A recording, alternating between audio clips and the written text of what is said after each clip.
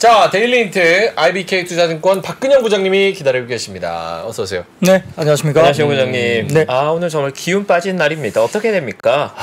오늘은 뭐 제가 노래 한 5곡 부르고 그냥 가겠습니다. 신청곡 받습니까? 네, 신청곡 받습니다. 아, 진짜 노래 듣고 싶어요, 전. 저 노래 예전에 한번 했는데 난리 났었어요. 와우. 네. 여기 계신 분들 중에 혹시 제 노래 그때 들어보신 적 있는지 무슨 노래 부르셨죠? 그때 너는 나의 봄이다. 넌 나의 봄이다라는 네. 노래 부르셨어요? 네. 와. 저희 집사람 이름이 세봄이거든요. 아, 18번. 로맨스. 네. 근데 가사를 잘 들어야 된다 말씀을 드렸었어요. 네. 가사를 보면 어쩌자고 난 널 알아봤을까. 네, 뭐 그런 거죠.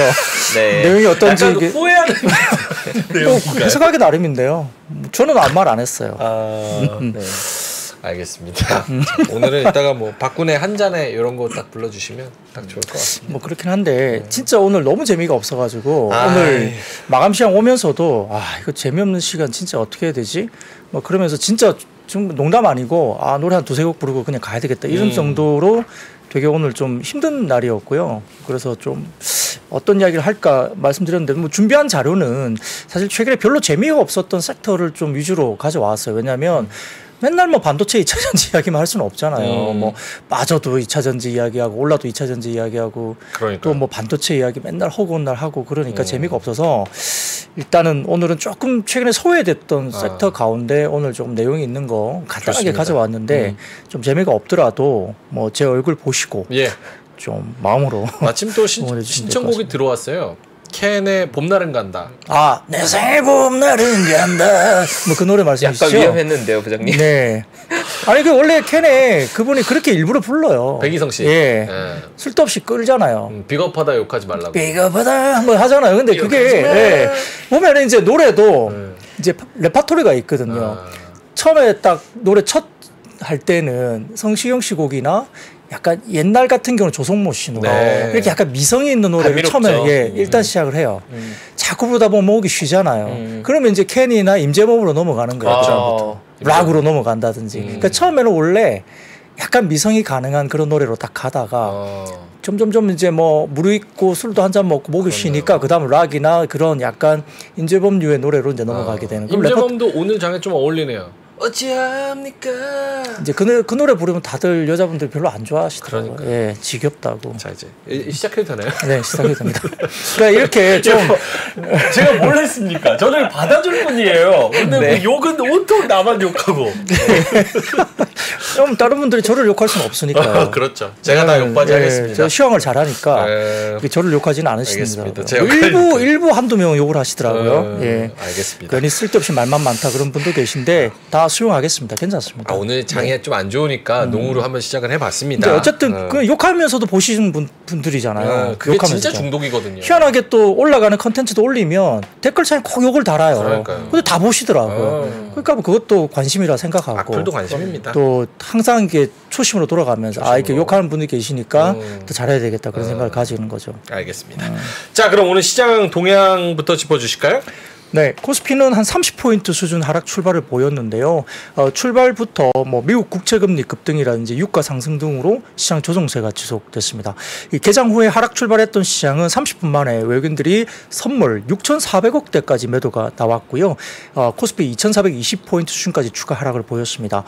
전일 유한 양행 등 이슈로 급락했던 제약바이오 업종이 오늘 반등이 나왔어요. 삼성바이오로직스 3분기 실적이 굉장히 컨센 상회할 걸로 보이고 셀트리온은 지금 이제 합병 이슈가 있죠. 그룹주가. 그래서 오늘 플러스권으로 돌아섰고 장중 아침에는 유한양행도 플러스권으로 일단 돌아서긴 했습니다. 종가 무렵은 좀 오르지는 못했지만 일단은 좀 멈춰섰다 볼 수 있겠습니다. 그래서 이런 부분들이 좀 특징이었고 그다음에 BDI 지수 강세로 해운주가 오늘 또 특이하게 강세가 나왔고요. 넷플릭스 깜짝 실적의 스튜디오 드래곤 등의 일부 미디어주도 일단 플러스권으로 올라섰습니다. 그 외에도 한국콜마, 코스맥스 등 화장품 OEM, ODM사 강세고 장중에 연우가 또 급등했어요. 아마 용기업체 M&A 이슈가 또 되면서 연우도 오늘 급등세를 보였습니다. 9시 50분경 한국은행 기준금리 연 3.5% 동결 발표를 했고요. 금일 미국 국채금리가 크게 올라서 시장 약세로 이끌었는데 이건 좀 잘 생각해 봐야 돼요. 왜 국채금리가 급등했을까? 자, 이유는 이거 같습니다. 인플레이션 우려 때문에 올라갔다면 사실 좀 제가 걱정을 더 많이 했을 것 같아요. 그러면은 그 금리 인상 경로로 더 갈 수도 있는데 이것보다는 오늘 이제 국채금리가 미국 국채금리가 급등한 것은 좀 다른 이야기라서 저는 이거를 국채금리가 좀 오버슈팅 나갔다는 느낌도 좀 드는데 이 왜냐하면 바이든 대통령의 발언이 주요한 요인이었다 봅니다. 그게 왜냐하면은 바이든 대통령이 이스라엘 우크라이나 쪽에 1,000억 달러를 지원하겠다 발표한 게 도화선이 된 거예요. 왜 그럴까요? 이게 정말 어마어마한 수준의 돈인데 그 미국 정부가 전부 국채를 찍어내야 되는 입장입니다. 그러니까 이게 이제 문제가 된 거죠. 미국 국채금리의 상승의 직접적인 원인이 이 부분이 있다고 보는 거예요. 그러니까 이제 인플레 이슈가 아니라는 겁니다. 그래서 다소 조금은 조심스럽긴 하지만 이 부분들이 오버슈팅이 됐다고 느껴진다면 모르겠어요. 좀 더 금리 상승이 좀 나올 수도 있겠지만 이거는 조금 인플레의 근본적인 이슈는 아니다라고 볼 수도 있는 거죠. 근데 이게 어떤 로직으로 가는 거예요? 국채를 찍어낸다고 하면 누군가가 매수가 들어와야 되는 어떤 나라가 뭔가 사줘야 되거나 그런 건데 그러면 오히려 매수의 느낌으로 국채는 오르고 국채금리를 떨어져야 되는 거 아니에요? 근데 대규모 발행이 되면 가격이 발행이니까. 이제 그래요? 그렇죠. 가격은 떨어지고 금리는 오르는 그런 현상이 나타나는 거죠. 너무 대규모니까 1,000억 달러 생각해 보세요. 돈이 얼마입니까? 알겠습니다. 네, 그러니까 그런 식의 국채금리의 상승 요인을 저희가 보고 있는 거고요. 인플레 관련된 펀더의 이슈가 아니었다는 점을 좀 저는 말씀을 드리는 겁니다. 예. 물론 국채금리는 더 올라갈 수도 있어요. 그 부분은 제가 가늠할 수는 없긴 하지만 오늘의 이슈는 아까 말씀드렸던 시장의 뭐 경기 지표나 그래서 인플레가 너무 강하게 다시 대두된다 이것보다는 국채금리를 대규모로 찍을 수 있지 않겠느냐는 생각을 가지고 국채금리 올랐다 이렇게 보시면 됩니다. 이 시간 전후로 외국인 선물 매도 규모가 축소되면서 다소 조금 시장이 일부 낙폭 축소되기도 했습니다. 근데 이제 10시 30분경에 또 이야기가 나오죠. 이스라엘 쪽에서 시리아 정부군 진지에 대한 공습에 대한 보도가 또 나왔죠. 그러다 보니까 이 시간대 전후로 주가지수 선물이 장중 저점을 또 하향 돌파하면서 재차 코스피 2420포인트 지지력 테스트에 또 들어가기도 했습니다. 외국인들은 3개월 만에 코스피 순매도 전환했고요. 2시 30분 기준 선물 약 7,900억을 매도하면서 하방 압력을 올렸고 코스닥에서는 2차 전지 소프트웨어 등 할인율에 취약한 성장주 중심의 낙폭 확대되면서 800선을 하회했습니다. 당연히 이제 금리가 급등하니까 이런 부분들 성장주가 좀 약할 수밖에 없고 또 2차 전지 같은 경우는 테슬라가 3분기 실적을 굉장히 좋지 않게 발표했죠. 그러다 보니까 또 영향이 있었고요. 키움증권에서는 오늘 이제 장중에 주가 하락에 대한 이슈에 대해서 코멘트를 내면서 몇 가지 이야기 말을 했는데 첫 번째는 중동 분쟁 관련된 불안이 재점화됐다. 왜냐하면 블룸버그 통신 등 일부 외신에 의하면 지상군까지는 아니더라도 사태가 심각해지면 미국의 군사 개입 가능성도 거론할 수 있다. 이라크 내 미군 기지에 대한 드론 피습 발생 등 바이든의 이스라엘 방문에도 좀처럼 완화될 기지가 보이지 않는다는 약간 불안한 정도 장세 때문에다 이야기했고요. 두 번째로는 테슬라의 어느 쇼크와 시간의 주가 급락입니다. 가격이나 정책의 부작용 때문에 3분기 수익성이 악화되는 부분이었고요. 세 번째로는 미국 10년물 국채금리가 거의 5%대 진입이 임박한 부분입니다. 말씀드렸던 소비 지표 호조가 있었지만 전쟁으로 인한 잠재적 인플레 불안이 또 맞물리고 있는데 아까 말씀드렸던 대규모 국채금리 발행과 관련된 우려가 역시 이제 금리를 밀어 올렸고요. 한은에서 금통위에서 매파적 동결, 그러니까 이제 코멘트 자체가 좀 매파적이었다는 거죠. 동결은 했지만 매파적인 이야기가 나왔다. 그래서 인플레가 기존 경로에서 이탈하면 금리 인상을 고려할 것이라는 식의 한은 총재의 코멘트가 다소 좀 매파적으로 해석됐다. 근데 이거는 좀 다르게 봐야 돼요. 왜냐하면 항상 올릴 때도 괜찮아지면 내릴 거야라는 코멘트를 반대로 하고요. 네. 또 동결하거나 내릴 때도 상황이 또 달라지면 올릴 수 있다는 이렇게 약간 균형을 잡는 코멘트를 항상 하거든요. 그러니까 이거는 페드도 마찬가지고 국내도 마찬가지이기 때문에 이것만 갖고 꼭 매파적이다 보기는 좀 쉽지는 않습니다. 그래서 이거 여러 가지 이슈에 대해서 이제 이야기를 했습니다만 여튼 내일 예정된 파월 의장의 발언도 아직은 안심할 수 없다는 분위기이기 때문에 시장 불확실성이 확대됐다고 키움증권에서는 언급을 했습니다. 오후 들어서 장중 미국 10년물 국채금리가 추가로 올라서 4.95%까지 육박했죠. 거의 5% 아래까지 올랐습니다. 네. 그리고 이제 중국의 컨트리 가든 이번 달 이자 지급이 무산됐다는 소식도 전해드렸고요. 사실상 디폴트라는 해석도 나오면서 중국 증시도 하락했죠. 이에 따라서 원달러 환율은 종가 무렵에 1357원대까지 상승 마감하니까 환율도 우호적이지 못했고요. 외국인들은 코스피에서 의약품과 전기전자 유통을 매수했습니다. 특이한 점은 전기전자를 계속 사고 있다는 것이고 의약품도 오늘 들어왔죠. 매수로. 철강이 집중적으로 매도가 나왔고요. 금융 금융과 화학도 매도가 나왔습니다. 그리고 코스닥은 소프트웨어와 제약 제외한 대부분 매도가 나왔고 기관은 양시장 대부분 업종 다 매도했고요. 코스피에서는 음식료와 증권, 코스닥에서는 화학 업종을 일단 매수를 했다고 볼 수 있습니다. 네. 네, 부장 근데 이렇게 많은 뉴스가 정리되면 좋은 뉴스가 뭡니까? 좋은 뉴스가 없는 거 잘 안 보이죠. 네, 잘 안 보이죠. 좋은 뉴스 있죠. 뭐가 있습니까? 시장이 더 싸졌다. 아, 네, 기운은 정말 안 나지만. 그거는 이제 뭐 컵에 물이 반쯤 있을 때 네. 뭐 아직은 반이 남았다와 뭐 반이나 먹었다 뭐 그 두 개 중에 하나죠. 반밖에 없네. 네. 뭐 이런 거랑 네, 관점 그러니까 차이. 뭐 항상 이제 어제였나요? 스트레스 너무 받지 말자 말씀드렸잖아요. 네. 그러니까 시장이 어려울수록 너무 스트레스를 받지 않는 마음가짐이 필요한데 쉽지는 않겠지만 뭐 스트레스 받는 게 뭐 그렇게 몸에 안 좋으니까 시장을 또 너무 내가 성질 낸다고 시장이 올라가는 것도 아니고 그렇죠. 그러니까 좀 한 발짝 물러나는 것도 좀 필요합니다. 알겠습니다. 해운 쪽으로 넘어가 볼게요. BDI 운임지수 상승 등으로 해운주도 같이 올라갑니다. 네, 오늘 가져온 세 가지 섹터가 역시 좀 재미가 없는 섹터 중에 하나인데요. 다음 사진을 좀 먼저 띄워주시면 의외로 BDI 운임지수가 2100포인트를 돌파했습니다. 이게 왜 중요하냐면 진짜 1000포인트 언더 내려간 게 얼마 안 됐거든요. 근데 계속 올라왔어요. 그러다 보니까 18일 기준입니다. 2105포인트를 기록했고요. 4거래 연속 상승세를 보면서 최근에 운임지수가 꽤 많이 올라가는 모습을 보여서 오늘 해운주가 그래도 장이 안 좋은데 주가가 올라오기도 했습니다. 자, 다음 사진 보시면 선종별 BDI인데요. 이 사진을 다음 선 띄워주세요. 여기 보시면 BCI, BPI, BSI 이렇게 나오죠. 그래서 BCI의 상승폭이 가장 높아요. 근데 BCI가 뭐냐? 이거는 케이프 인덱스고요. 그 다음에 BPI는 파나막스 인덱스고, 그 다음에 BSI는 슈퍼막스 인덱스입니다. 그러니까 이게 약간 이제 종류가 다른데 어쨌든 지금 BCI 쪽에서 BDI 지수를 끌어가고 있다라고 보시면 됩니다. 그래서 이렇게 추세적인 상승세가 일단 나오고 있는 부분인데 해운 테마의 상승 요인을 보면 이스라엘과 팔레스타인 간의 갈등이 이제 격화되고 있기 때문에 물량 유지를 위해서 이스라엘 항구의 수주 잔고가 늘어나고 있고요. 또 선박 보험 비용도 치솟습니다. 왜냐하면 전쟁이 나니까 당연히 이제 보험 비용도 좀 치솟을 수밖에 없죠. 로이터에서는 이스라엘 3대 항구 중에 하나인 아슈도트 항구가 가자 지구와 굉장히 가깝다고 합니다. 그래서 현재 선박 입항이 금지되어 있고 화물선들이 화물 하역을 위해서 하이파 쪽으로 우회하고 있다고 보도가 나오고 있다고 합니다. 그래서 시장에는 이스라엘 국경에서 적대 행위가 좀 더 확대되면 중요한 선적 지점의 위험이 초래되면서 수에즈 운하가 붕괴될 수 있다는 우려가 있는 것으로 설명이 되고 있습니다. 예. 그러다 보니까 BDI가 좀 비싸지고 아까 말씀드렸던 보험 비용도 치솟고 있기 때문에 좀 그러하죠. 근데 여기에다가 추가적인 게 하나가 더 있어요. 다음 사진 보여주시면 이게 오일 프라이트 소스 쪽인데요. 이게 관련된 뭐 트레시라는 쪽에 소스가 있습니다. 이게 이스라엘 개전 이후에 오일 관련된 운임이 상승되고 있다는 거예요. 왜냐하면 원유를 수송하는 그렇죠. 그러니까 역사적으로 해운업은 역사적으로 지정학적인 어떤 이런 충돌 이슈가 생기면 뭔가 운임이 상승하는데 에너지부터 확보하려고 하는 경우가 상당히 많았다는 걸 이제 설명하는 거예요. 그래서 최근에 이렇게 오일 관련된 화물 관련된 부분에서 뭔가 치솟고 있는 게 단기적으로 나오고 있다는 겁니다. 그래서 뭐 유가가 올라가는 것도 뭐 이유가 있을 수 있겠지만 이렇게 전쟁 비슷한 게 뭔가 나면 일단 기름부터 먼저 확보하려고 뭔가 치솟는 현상들이 나타나기 때문에 이 해운 쪽에 운임도 약간 영향을 맞을 수 있다 이렇게 볼 수 있는 겁니다. 여기에 따라서 이제 대신증권에서는 페노션 관련된 코멘트를 최근에 했는데요. 3분기 페노션의 실적은 시장 컨센을 좀 하회할 것으로 여러 증권사에서 분석은 하고 있습니다. 7월과 8월에 BDI가 약세였는데요. 실적에 대한 눈높이는 다소 좀 낮아 있는 상태인데 근데 주가 영향은 크게 영향이 없을 거로 봅니다. 왜냐하면 실적이 이미 많이 빠져 있기 때문이라고 평가를 했고요.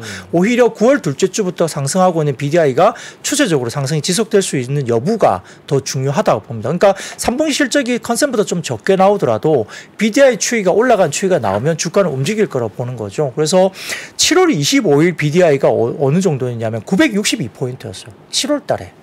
근데 아까 제가 2100포인트 넘어섰다 말씀드렸잖아요. 꽤 많이 올라왔어요. 그래서 지금 7, 8월도 1000에서 1200포인트 박스권 움직임이 계속 보였는데 9월 7일부터 의미 있는 반등세가 나오고 벌써 2100을 넘어서고 있다는 겁니다.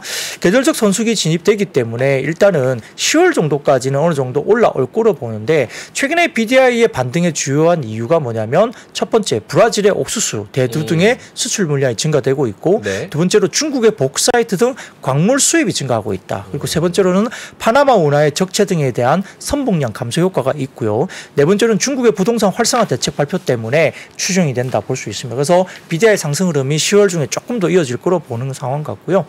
다음 사진 보이시면 이게 최근 2개년 동안 BDI 추임이 분기 평균 BDI인데 이게 회색으로 보이는 막대로 보는 게 마이너스권으로 있잖아요. 그죠? 네. 오른쪽 보시면 포인트가 마이너스잖아요. 이게 뭐냐면 23년 BDI 대비 22년의 월별 차이인데 마이너스죠. 그러니까 22년이 더 좋았다는 거예요. 왜냐하면 파란색 실선 보는 게 22년의 BDI 흐름이고요. 빨간색 실선이 지금 BDI의 현재 추이입니다. 바닥권에서 분석이 확실히 올라오는 건 보이는데 그렇네요. 22년 대비로서 상당히 많이 처져 있죠. 근데 좀 의미 있게 올라오는 부분이 보이고요. 그 부분에서 이게 실선이라 그래야 되나? 이게 에버리지 평균 실선인데 네. 이게 분기 단위로 회색 선이 이제 분기 단위로 평균 BDI 같은 실선으로 보입니다. 그래서 이게 바닥권에서 올라오는 부분을 보이고 있기 때문에 BDI 쪽이 좀 이제 상승적으로 가도 아직까지 바닥권에서 이제 고개를 드는 정도이기 때문입니다. 그래서 3분기 페노션의 영업이익이 970억대 정도로 이제 추정이 되는데 시장 컨센이 1229억 정도입니다. 그래서 컨센 대비는 빠질 거로 전망되지만 주가 영향은 크게 없을 것이다. 그리고 페노션의 주가는 지나간 실적보다는 지금 현재 BDI 흐름에 연동돼서 주가 움직임이 있을 가능성이 높다라고 평가는 했습니다. 다만 하나증권에서는 어떤 이야기를 했냐면 이 4분기까지 운임 상승 때문에 양호한 영업 실적은 예상이 된다고 이야기는 했는데요. 그리고 여러 가지 부분에서 중국 항만의 철광석 재고가 큰 폭 감소했기 때문에 철강 가동률이 아마 하락될 거로 추정은 하지만 한동안 철광석 수입은 높은 수준으로 될 거다. 왜냐하면 중국 항만 쪽의 철광 재고가 워낙 큰 폭으로 감소했으니까 이걸 채우는 기간은 조금 필요하다는 거죠. 네. 그래서 중국 철강사들이 어쨌든 이 부분에서 항만 쪽의 재고가 채워지는 과정에서는 어느 정도 BDI가 좀 좋을 것 같은데 다만 중국 철강사들이 수익성 악화 상황이라는 거죠. 그렇기 때문에 철강 가동률은 또 4분기를 넘어가면서 점차 또 악화될 것으로 봅니다. 가동률이 낮아질 거로 보는 거예요. 수익성이 안 좋으니까. 그러다 보니까 아마 철광석이나 원료탄, 해상 물동량에는 아마 4분기 넘어가게 되면 아마 연말로 가게 되면 조금 물동량에 부정적으로 작용할 영향도 있다라고 하나증권에서는 조심스러운 이야기를 했습니다. 다만 BDI는 10월까지 아주 높은 수준을 지속하고 연말로 가면서 조금씩 조정이 나올 거다. 근데 다음 사진 보여주세요. 네. 페노션의 PER과 PBR 밴드인데 하나증권에서도 인정을 할 수밖에 없는 게 현 주가는 PBR 0.4배로 역사적 밴드 하단 수준까지 빠져 있어서 뭐 크게 여기서 더 빠지기 쉽지 않은 거다. 이렇게는 보고는 있는 것 같습니다. 다만 이제 하나증권에서는 목표 주가를 기존 목표 주가 대비 좀 하향 조정을 했고요. 아까 말씀드렸던 대신증권에서는 목표 주가 하향 조정은 없었거든요. 그래서 밸류에이션 부분에서는 굉장히 너무 많이 떨어져 있다. 그런데 이제 업황으로 봐서는 10월 뭐 11월 넘어가면서 굉장히 올라가는 BDI가 조금 이제 4분기 연말로 가면 하나증권의 의미는 조금 조정세가 있을 수도 있다. 근데 밸류에이션은 많이 빠지기가 좀 쉽지 않은 역사적 밴드 하단 쪽에 있다라고 평가를 했습니다. 그래도 지정학적 이슈가 어떻게 보면 약간은 분위기 반전의 계기가 될 수도 있긴 하겠네요. 네, 그렇죠. 네. 오케이, 알겠습니다. 넷플릭스 쪽으로 넘어가죠. 넷플릭스 실적 호조, 급등 소식에 일부 미디어주 상승. 네, 미디어주 이야기 하려는데 오늘 댓글창에 전부 노래 거의 코인 노래방이에요. 예, 노래 거의 꽂히셔가지고 네. 제가 오프닝 때 노래 이야기를 하다 보니까 3% 코인 노래방 지금 열렸습니다. 네. 예, 어떤 미디어주도 상당히 좀 재미가 없었어요. 왜냐하면 지금 파업 이슈가 있었죠. 우리가 이제 미국 쪽에서 자동차 노조 파업도 있지만 그 작가협회나 이 배우들 관련된 노조 관련된 파업도 있기 때문에 네. 일부 작품들이 뭐 내년으로 뭐 개봉이 연기되거나 이런 것도 있었다고 말씀드렸잖아요. 근데 파업이 어느 정도 마무리된 걸로 보이긴 합니다. 자, 근데 이제 넷플릭스 쪽이 이제 실적 발표 코멘트가 나왔는데요. 3분기 관련해서입니다. 오늘 아침에 이제 넷플릭스가 시간에서 주가 12%대 급등한 모습이 이제 아침에 우리가 이제 발표를 받고요. 그래서 이게 보는데 넷플릭스가 순중 구독자 수가 컨센서스를 상회했습니다. 컨센서스는 3분기에 549만 명 정도의 순중을 이슈가 이야기됐지만 컨센서스 대비 지금 순중 구독자 수가 876만 명 정도 발표됐으니까 서프라이즈가 나온 거죠. 그리고 이제 작년이 아닙니다. 올해 2분기 순중 구독자가 589만 명이었으니까 컨센도 2분기보다 조금 처질 거로 생각했고, 왜냐하면 이제 또 그 여러 가지 파업이 있었기 때문에 좀 처지지 않겠냐 생각을 했는데 오히려 876만 명이 나온 거죠. 근데 이제 그 팬데믹 반사 효과로 1,010만 명이 순중했던 2020년 2분기 이후에 분기별로는 가장 큰 순중이 이번에 3분기에 나온 거죠. 파업이 있었는데 희한하게도 많이 순중을 한 그렇네요. 겁니다. 그래서 광고요금제 가입자가 약 70% 정도로 전분기 대비 늘었다 밝혔고요. 실제 숫자와 비중은 공개하지 않았지만 이렇게 늘었습니다. 자, 사진을 띄워주시면 넷플릭스 관련된 어닝과 관련된 사진인데요.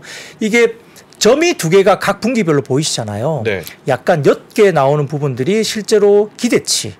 예, 그리고 짙게 나온 녹색이 실제 EPS의 발표치입니다. 그러니까 지금 작년 3분기와 4분기에는 약간 뭐 4분기 특히 이제 실제 발표치가 좀 줄어들었고요. 네. 그죠? 예. 근데 올해 2분기, 3분기가 기대치보다 실제 발표치가 높게 나오고 있는 부분들이 나오죠. 그리고 절대 숫자도 대부분 작년 4분기를 저점으로 해서 올라오는 우상향 그림이 나오고 있죠. 그러니까 상당히 좀 좋은 그림이 나오고 있는 겁니다. 그래서 이런 부분도 괜찮고요. 그래서 뭐 필러 컨텐츠가 있었나요? 그건 제가 말씀을 드릴게요. 그래서 네. 이제 3분기 실적이 일단 좀 생각보다 서프라이즈하게 나왔고요. 4분기 가이던스도 매출액을 87억 달러로 전년비 11% 증가할 것으로 추정을 했고요.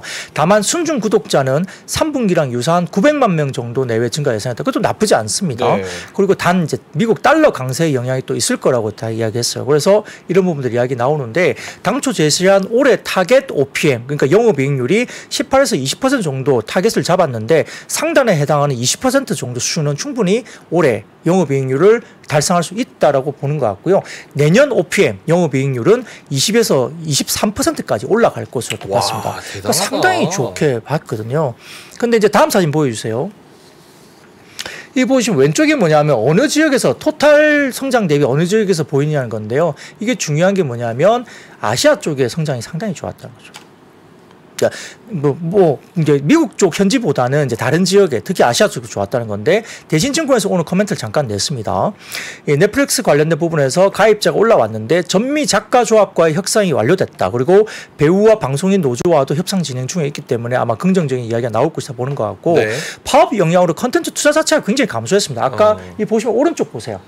컨텐츠 투자가 확 줄었거든요. 파랑색. 네, 뭐 그것도 파란색이고요. 그로스 성장률이 짙은 검은색이죠. 검은색이. 네, 투자 그러니까 컨텐츠 투자 관련 저성장률이 확 꺾였죠. 마이너스입니까, 저거? 네, 마이너스죠. 네. 그런데도 불구하고 뭐 오리지널 확대라든지 판권 확보 등을 통해서 가입자가 순증세를 보였다는 게 이유였습니다.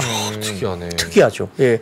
그리고 특히 아시아 가입자 순증은 전 세계 가입자 순증의 2배 수준까지 올라왔다는 겁니다. 아시아 쪽이 역시나 강하고요. 그렇기 때문에 한국 컨텐츠 제작사의 영향력은 여전히 견주할 수밖에 없다고 대신증권에서는 장중에 커멘트를 냈고요. 오늘은 스튜디오 드래곤이 상승세를 보였지만은 컨텐츠 주변 환경이 우호적으로 바뀌고 있다. 그러니까 뭐 작가 노조에 관련된 협상도 완료됐고 배우하고 방송인 노조와도 협상 진행도 잘 되면 더 나빠질 게 없다는 거예요. 주가도 많이 빠져 있고 그렇기 때문에 결국 컨텐츠 전반적인 상승세도 좀 기대할 수 있다는 커멘트를 대신증권에서는 좀 긍정적으로 냈습니다. 네. 자, 다음 사진 보시면 넷플릭스 컨텐츠에 대한 투자 전망인데요. 뭐 영어니까 충분히 그냥 바로 그냥 한눈에 들어오시죠. 내용은 이렇게 참고를 해보시면 될 것 같습니다. 그래서 넷플릭스 투자는 어떻게 될 것이라는 것을 한번 보시면 될 것 같고요. 이게 눈에 잘 안 들어오시면 우리 신의 자료실 들어오셔서 한번 다운로드 받으셔서 한번 읽어보시면 될 것 같습니다. 팝하고 한번 돌리면 될 것 같아요. 네, 그러면 될 것 같습니다. 네. 그래서 이제 삼성증권에서도 오늘 코멘트를 냈는데요.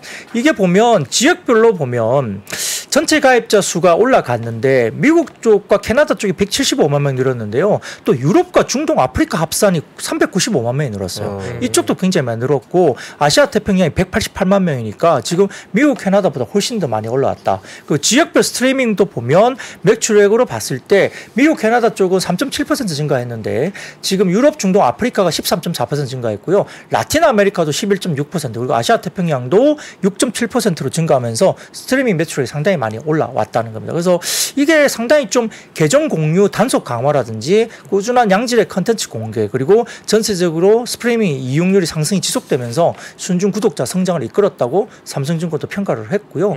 역시 이제 광고요금제 시행 중인 12개 국가에서 신규 가입자의 30% 가까이 차지한다. 이렇게 봤습니다. 그래서 광고요금제의 안착도 구독자 성장의 드라이브가 된 것으로 본다는 거고요. 미국, 영국, 이태리, 캐나다에서 신규 재가입 고객의 베이직 플랜 가입을 막았고 이에 따라 광고와 스탠다드 요금제 가입자 성장이 두드러지게 나타났다. 자연스럽게 유도가 이쪽으로 됐다는 겁니다. 그래서 수익성에도 도움이 될 것이다. 그리고 다음 주에 아마 같은 정책, 그러니까 이제 우리가 말했던 광고나 스탠다드 요금제 성장 쪽으로 자연스럽게 유도가 될 게 독일, 스페인, 일본, 멕시코, 호주, 브라질도 다음 주부터 시행 시행을 한다고 밝혔기 때문에 네. 점진적으로 전 세계적으로 확대될 가능성이 있다. 그리고 미국과 영국, 프랑스에서 오늘 가격 인상을 발표했습니다. 넷플릭스가. 이 부분도 향후에 좀 긍정적일 가능성이 높죠. 미국 기준으로 광고 요금제가 6.99달러, 그리고 스탠다드 요금제는 15.49달러, 그리고 구독 가격은 동일하지만 베이직을 기존에 9.99달러에서 11.99달러로, 그리고 프리미엄을 19.99달러에서 22.99달러로 인상을 합니다. 그러니까 굉장히 다른 OTT 대비 가격 경쟁력에서 자신하고 있다는 거예요. 그래서 이 부분도 그렇고, 최근에 디즈니 같은 경우도 많이 빠졌죠. 많이 빠지고 있어요. 네. 국내도 마찬가지고. 네. 그래서 그런 부분들이 오히려 넷플릭스 쪽에 자신감을 좀 밀어준 거 아니냐 이렇게 보는 것 같고, 더군다나 스포츠 컨텐츠, 그다음에 넷플릭스 하우스 등을 통해서 컨텐츠에 대한 팬덤을 키우는 것을 주력하고 있는데, 팬덤이 확실한 컨텐츠는 뭐가 있냐면 11월 14일 라스베가스에서 골프 대회와 F1을 접목한 더 넷플릭스 컵을 개최할 예정입니다. 그렇기 때문에 스포츠 시리즈가 새롭게 들어오면서 팬덤이 강화될 가능성이 높고요. 그다음에 다른 시도 중에 하나는 25년 정도 조금 기간이 있습니다만 예정을 하고 있는 넷플릭스 하우스입니다.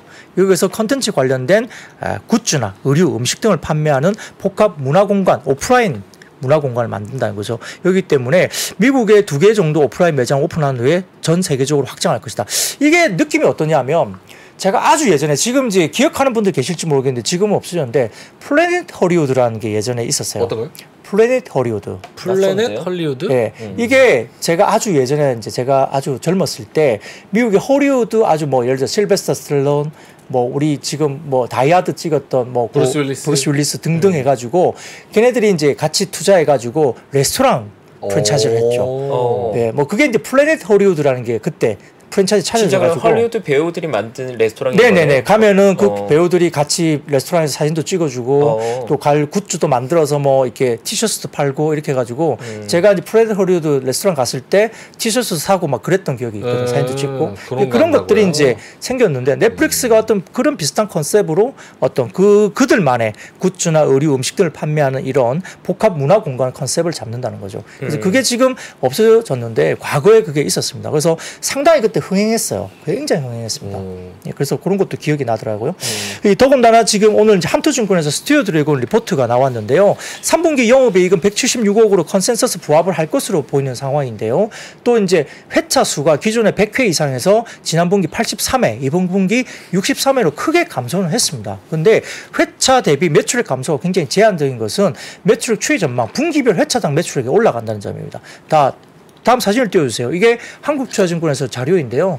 사진을 보시면 분기별 회차당 매출액 추이인데 올라가고 있어요. 회당. 스튜디오 드래곤 회차당 매출액 추이가. 이제 이게 뭐냐면 리쿰률도 개선이 되고 있고, 동시방향 리쿰률이 개선되고 있고, 구작 판매가 부진하지만 여러 가지 대작 반영이 되면서 분기별 회차당, 각 회차당 매출액이 계속 올라가는 게 긍정적인 겁니다. 근데 얘는 매출이 문제가 아니라 비용 컨트롤을 제대로 못하는 게 문제잖아요. 그렇죠. 뭐 그렇죠. 뭐 리쿰률이나 이런 것들이 또 개선돼야 되는 거 분명 필요하고요. 그런데 영업이익률 최근에 이런 것들 때문에 올라가고 있는 게 보인다는 거죠. 회차당 매출액 추이가 올라가는 거니까. 그죠? 대작도 많이 하고. 그러니까 아까 말씀드렸던 회차 수는 계속 줄었다 말씀드렸잖아요. 근데 영업이익률이 계속 상승하고 있고 전체 매출액 감소가 상대적으로 제한적으로 나온다라는 거죠. 회차는 많이 줄었지만 매출액 감소가 생각보다 적게 나온다는 겁니다. 그러니까 대작도 편성도 반영되고 있고 영업이익도 전년 대비 소폭 감소할 가능성이 높다는 겁니다. 그래서 생각보다 부러지지 않는 실적이 나온다는 거예요. 그런 부분이고요. 네. 적자나는 작품이 또 없다는 거고 수익성 개선이 특별히 보인다는 거죠. 최근에 보면 우리가 이제 뭐 아라문의 검이라는 뭐 그런 것도 지금 하고 있지만 뭐 여러 가지 부분에서 대작들이 편성이 되고 있고, 그다음에 로컬 OTT로 판매되면서 여러 가지 부분에서 제작비 회수가 좀 빠르게 되고 있다는 점도 이야기됩니다. 그래서 편성 감소이나 외형 감소도 아마 아까 넷플릭스가 이제 투자나 이런 것들이 많이 줄었었잖아요. 네. 그런 것들이 이제 뭐 노조와 관련된 여러 가지 부분들이 좀 어느 정도 마무리되면서 편성이 바닥을 찍고 좀 올라갈 가능성이 높지 않느냐. 그러면 아마 이 부분도 아마 스튜디오 드래곤 입장에서는 좀 바닥을 보고 좀 반등을 줄 수 있는 그런 긍정적인 게 아니냐 이렇게 봅니다. 근데 이것도 마찬가지로 밸류에이션 밴드 하단이라는 거죠. 네. 넷플릭스도 마찬가지로 스튜디오 드래곤도 그렇다고 볼 수 있겠습니다. 알겠습니다. 넷플릭스 실적 그리고 K 컨텐츠 스튜디오 드래곤 내용 말씀을 해주셨고요. 자, 그리고 자동차 쪽으로 가봅니다. 3분기 실적 호조 기대감. 네, 이것도 뭐 간단합니다. 오늘 기아가 플러스로 마무리됐을 거 네. 기억은 나고, 현대차는 조금 빠졌지만 타이어도 오늘 플러스로 끝났고, 그래서 최근에 뭐 HL 만도나 뭐 현대 위아 뭐 모비스 이런 쪽도 상당히 좀 괜찮은 모습을 꽤 보이고 있습니다. 주가 조정 시에도. 그래서 이제 다올투자증권에서 이제 이야기를 했는데요. 자, 다음 사진 보시면 첫 번째 사진 보시면 현대차 주가 영업이익의 괴리율입니다. 이 펀더멘털 대비 괴리가 너무 심하다는 차트를 가져와 봤는데요. 왼쪽 보시면 검은색 실선이 영업이익의 추이고요. 과거에는 영업이익의 추이에 대해서 현대차의 주가가 더 높았어요. 굉장히 권리를 좀 잘 받았다는 거죠. 근데 최근에는 영업이익이 계속 올라가는 추이에 비해서 주가는 오히려 빠져 있다는 것 때문에 이 괴리가 좀 좁혀지는 국면을 가지 않느냐. 그래서 다올투자증권에서는 3분기 실적 때는 모멘텀이 완성차가 제일 좋고 그다음 타이어, 그다음에 부품 수로 나타날 것이라 봅니다. 그래서 완성차 평균 P는 3.3배. 그 PR이 4배도 안 된다는 거죠. 그래서 이 정도면 빠질 구석이 없다는 거고요. 그래서 상당히 괜찮고 부품업체 입장에서는 이번에 자동차 완성된 어떤 파업상 관련된 영향이 최소화되고 있는 모비스, 현대 모비스하고 현대 위아를 선호한다 이야기되고 있고 최근 하락세가 집중된 타이어 업종은 3분기 실적이 괜찮을 것 같다 이야기를 합니다. 그래서 현대차 영업이익은 3조 9천억 그리고 기아는 2조 9천억 추정을 했고요. 시장 기대치 예상 상회하는 실적이 나올 거다 보고 있는 것 같습니다. 네. 두 번째 사진을 보시면 자동차 타이어 대형 8개사 3분기 영업이익 추이입니다. 이게 왼쪽 보시면 현대차 영업이익, 그다음에 기아 영업이익, 모비스 등등 포함한 영업이익이 있다는 추정치를 다올증에서 추정을 했고요. 모멘텀이 괜찮습니다. 근데 오른쪽 보시면 현대기아 글로벌 도매 판매입니다. 3분기 판매가 각각 이익하면서 거의 최근에 상당히 거의 계속적으로 닫고 있죠. 그래서 추이도 판매도 괜찮다는 거죠. 수요가 나쁘지 않다는 걸 계속 보여주는 것 같습니다. 그리고 부품주 같은 경우는 현대모비스나 현대위아가 선호가 되는데 아마 파업 영향에서 모비스나 위아가 상대적으로 자유롭기 때문에 4분기까지 영업이익 모멘텀을 상당히 끌고 갈 수 있다 이렇게 보는 것 같고 현대모비스 같은 경우는 3분기 영업이익이 6,955억 그리고 현대위아는 684억까지 추정을 했습니다. 실적도 괜찮다는 이야기입니다. 다음 사진 보시면 마지막 사진입니다. 네. 미국의 신차의 부품과 물가지수 비교인데요. 이 검은색 실선은 신차 CPI, 그러니까 신차 수요가 괜찮다는 거예요. CPI가 괜찮다는 느껴지는 거. 그리고 갈색 실선은 뭐냐면 부품 PPI입니다. 그러니까 부품은 뭐죠? 상승세가 둔화되니까 완성차 입장에서는 부품 가격이 떨어지고 신차 CPI가 좋아지니까 완성차가 제일 좋다는 거예요. 그렇네요. 예, 근데 부품차는 조금 뭐죠? 보수적으로 봐야 된다. 타이어가 좀 낫다는 건 상대적으로 그죠? 그런데 부품차가 떨어지는데 상대적으로 그 나름에서도 모비스나 위아는 여기서 조금 다르게 봐야 된다고 이야기하고 뭐 한원 시스템 그 외에 다른 여러 부품사들이 있잖아요. 다른 부품사들은 이번에 3분기에는 조금 보수적으로 보자. 대신에 모비스하고 위아 정도는 조금 차별적으로 봐야 된다라고 평가를 했습니다. 그래서 이렇게 보면 좋을 것 같고 부품이 떨어지고 신차 CPI가 굉장히 좋으니까 마진율은 뭐 여러 가지로 완성차는 좋겠죠. 그걸 좀 봐야 될 것 같고 그다음에 우리가 현대글로비스 같은 경우는 운송비 증가분 전가 지연이라든지 그다음에 뭐 여러 가지 채선 현상 지속 때문에 적정 주가는 조금 하향했지만 근데 그룹산의 신사업 확보가 지속되고 있어서 중장기 관점에서 긍정적으로 봤고 마지막으로 타이어 업종의 분기 이익 모멘텀도 유효한데 특성상 성수기가 타이어 업종에 들어오고 있고 그다음에 재료비가 전분기 대비 4%나 떨어졌다고 합니다. 뭐 고무 가격이나 여러 가지 부분들이 그래서 자동차 부품 대비 실적 차별화가 부품사보다는 타이어가 낫다. 근데 제일 좋은 건 완성차다. 이렇게 평가를 했습니다. 네. 현대차는 그 정의선 회장 지배구조 승계 아직 뭐 제대로 안 됐죠? 하고 그렇죠. 있는 중이죠? 네, 노이즈가 많이 있죠 아직. 오케이, 알겠습니다. 자, 그러면 뭐 어떻게 노래 시간상 오늘은 좀 힘들 것 같습니다. 시간이 다 돼서 시간상 예. 내일은 금요일이니까 아쉽네요. 시간상 좀 아쉽네요. 내일 노래하고 오시면은 하시죠 그러면. 자, 마이크 가져올게요. 블루투스 마이크. 그 난리가 날 텐데 괜찮으시겠어요? 너무 좋죠. 이 시장보다 더 난리가 나겠습니까? 시장이 이런데. 자, 알겠습니다. 데일리인트 IBK투자증권 박근영 부장님과는 여기서 인사드리도록 하겠습니다. 고맙습니다. 네, 감사합니다. 감사합니다. 복잡하고 어렵게 느껴지는 재무제표와 용어들. 친절한 투자 멘토 사경인 마스터가 매주 새로운 콘텐츠로 알기 쉽게 설명해드립니다. 재무제표 분석과 포트폴리오 구성, 뭐 양대 재무제표라고 그러면 대차대조표랑 손익계산서가 있거든요. 매수 매도 방법, 이렇게 사는 게 좋겠네, 이렇게 사면 좋겠다. 근데 이렇게 살려면 뭘 해야 되냐면요, 나머지 3분의 1은 놔둬봅니다. 어디까지 가는지. 실전 투자 팁까지 알려드립니다. 오직 3프로 멤버십에서만 만나실 수 있습니다.